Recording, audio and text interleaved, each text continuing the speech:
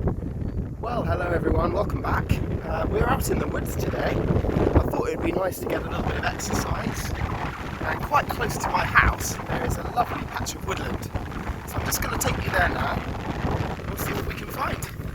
Now, one of the first things I've come across is this amazing burrow or hole in the ground. Here we go.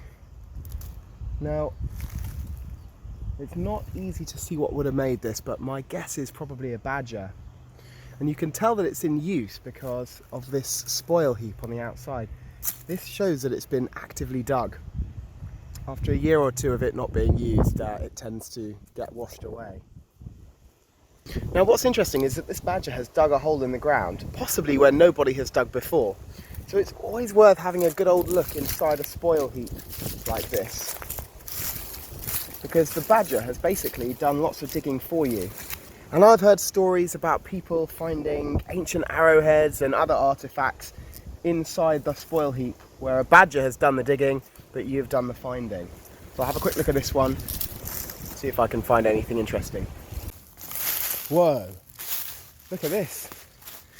Just come across this incredible rock fall here. Get a bit closer. Wow. This probably happened during the storms we had recently. This massive, massive pile of rock has all come away and crashed down here. This gives me an idea for a bit of art we can do. So I've seen Andy Goldsworthy using stones to make art. So I'm going to make some balanced rock towers and I'm going to leave them there for the next person to come along. Andy Goldsworthy is this cool artist that makes his art out of just the stuff he finds around him in nature. So the next time you find yourself in the forest, have a look around and see what you can find. Make yourself an Andy Goldsworthy sculpture.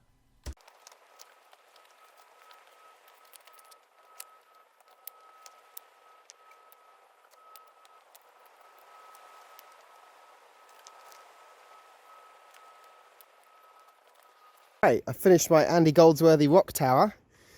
I think I'll just leave that there. I wonder how long it will last. Now the next thing I've spotted is a little bit down this hill, so I'm going to carefully make my way down and see if I can get a close-up for you. I made it. And what I was looking for, or what I spotted from the top of the hill, was a dead ash tree. And growing on the ash tree,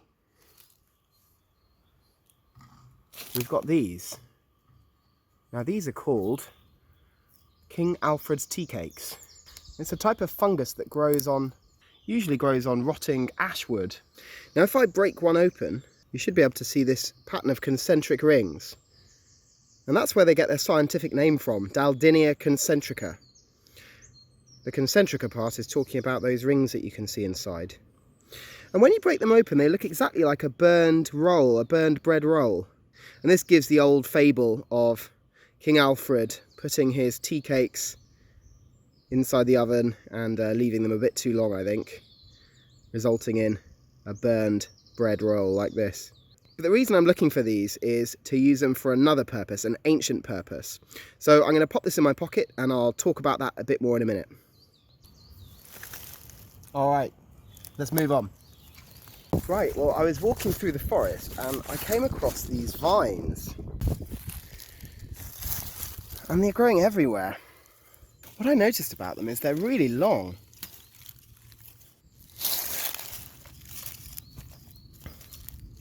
And the vine itself is really flexible. I can bend it and it won't break. So this is something we could use to make some natural rope with.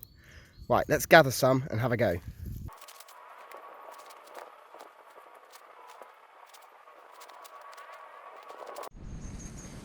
Okay, I'm going to put some gloves on and I'm going to strip these vines off of their leaves. As you can see, they've got these leaves all the way along, so just using my gloves, just going to run it through, pulling all the leaves off as I go, leaving me a nice clean vine.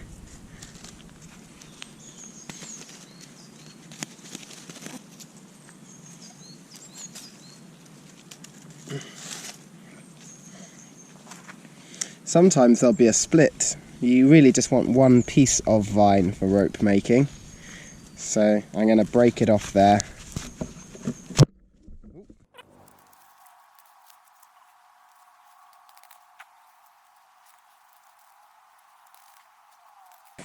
Okay, so it's time to start braiding these together now.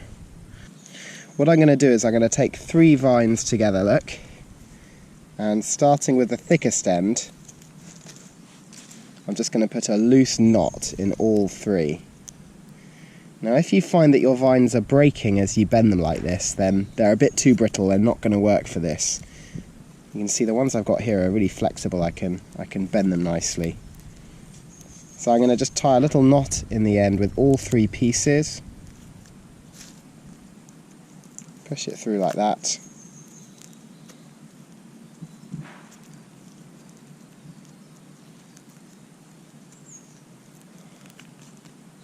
Okay, and that should just hold the ends so they don't move around. Okay, there's my knotted end. The next step is to plait or braid them together, and this is going to increase the strength of your rope. Okay, so we start by taking the outside one on either side and just folding it into the middle. And then the next one, fold it into the middle. As you do this, you're going to want to run your hands down the rest of the vine and just make sure they don't get tangled at the other end. And we take it in turns, folding each vine into the middle like this. And every time I do 2, I'm going to sort out the tangles. Outside into the middle like that. See if I can get that a bit closer for you. This one into the middle, and this outside one into the middle. Now what you can see is we're starting to create a natural braided rope here.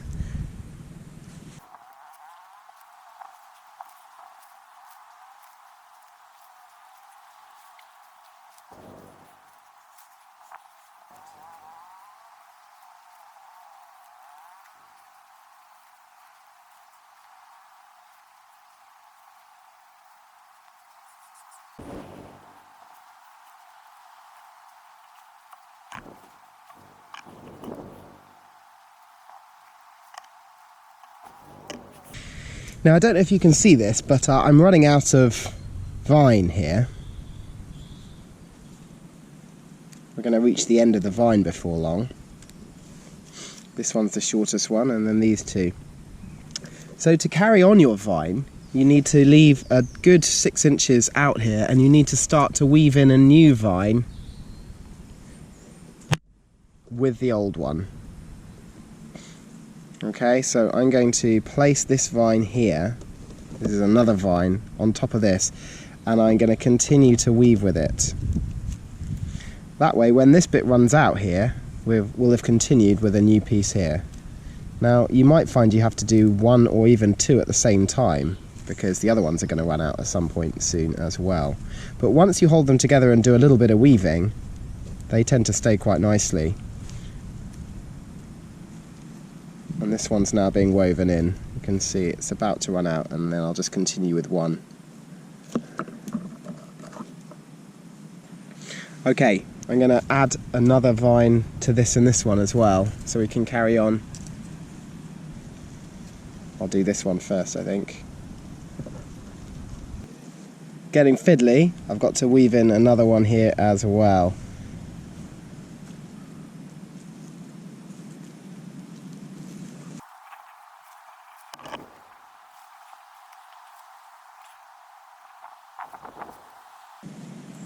There we go, so we're now finished with the weaving, and we've got 3 new vines all woven in. So I can now carry on just weaving like normal until I reach the end. Oh, it's getting a bit tangled up this end. Right, next.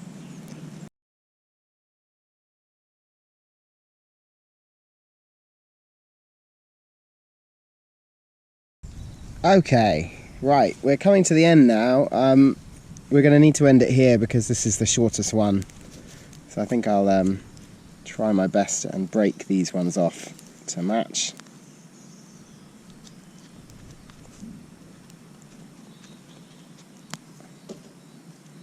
And then to finish, You can do that last bit of braiding if you like. Last bit.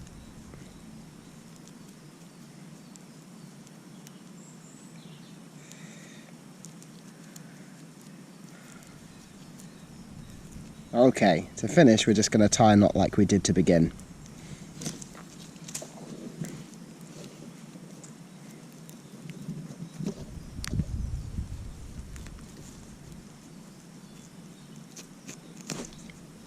There you go. Should keep it secure. So there's my rope.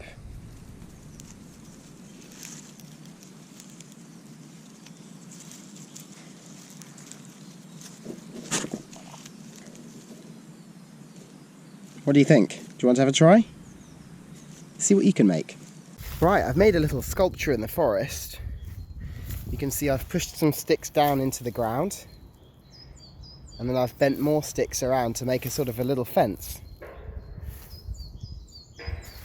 And I've pushed these 3 sticks into the ground into this triangle shape.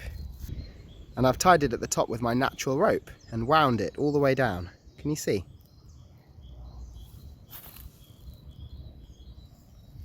And what I thought I'd do is I'd use some of these rocks to make a pattern underneath to make this triangle pattern. Let's have a try.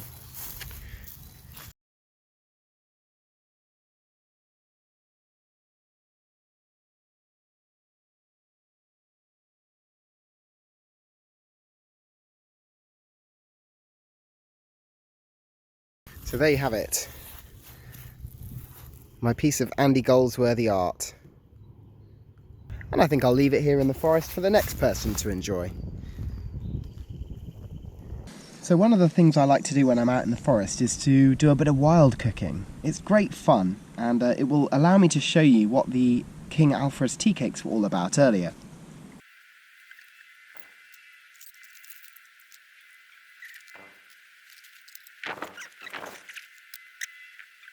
So here are the King Alfred's tea cake funguses from earlier.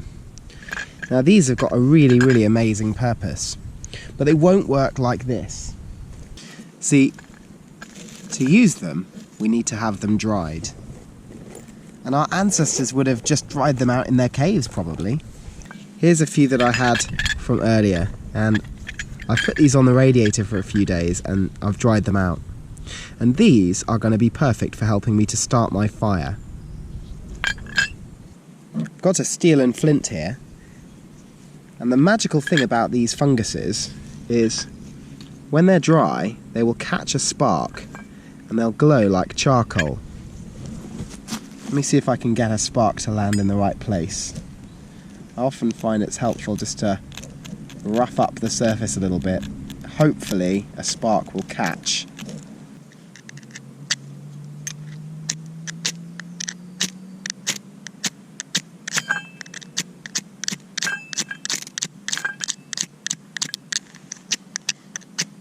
Ah, there, can you see?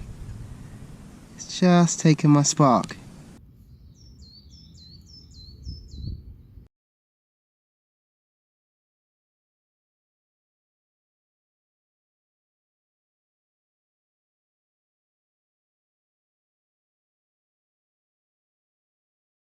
Right, now the fire's going. Time to see what's for dinner.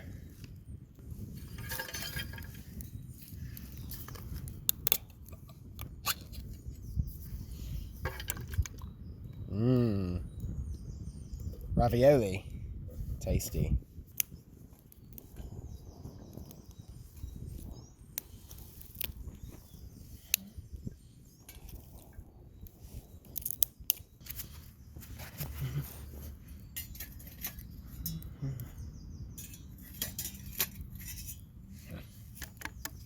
Okay, it's a hot fire, so we need to keep stirring.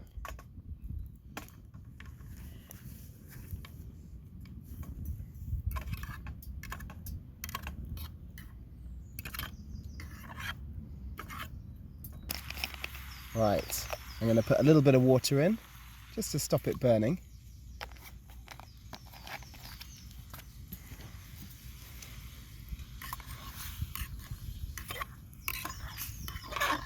Now those of you that know me will remember that I quite like cheese.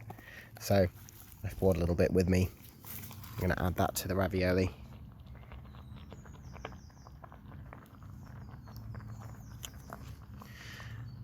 I think she's ready to eat.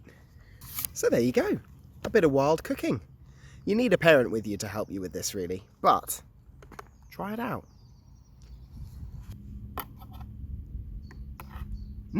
Delicious.